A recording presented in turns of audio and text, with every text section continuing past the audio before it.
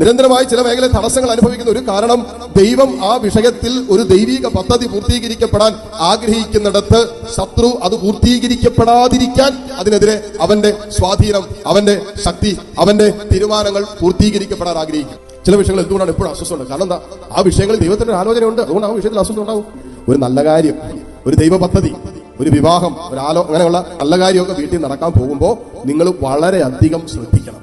നിസ്സാര കാര്യം പറഞ്ഞ് ആ വിവാഹത്തിൻ്റെതായ സന്തോഷവും സമാധാനവും ഒക്കെ തല്ലിക്കിടത്താൻ പിശാച് ശ്രമിക്കും. ചിലപ്പോൾ സാരി എടുക്കാൻ വിളിച്ചു പോയി, കെട്ടിയവരുടെ വീട്ടുകാർ അരമണിക്കൂർ വൈകിയാ വന്ന് മതി തീർന്നു, പിന്നെ അതിന്റെ പേരിൽ അടി ബഹളം.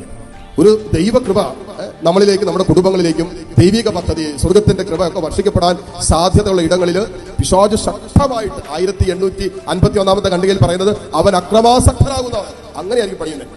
സാധാരണ പണിയൊന്നുമല്ല. ഇനിയിപ്പോ പീഡിപ്പടക്കൊന്നുമല്ല പൊടിക്കുന്നത്, നല്ല ആറ്റം പോയിട്ടായിരിക്കും പിന്നെ പൊടിക്കാൻ പോകുന്നത്.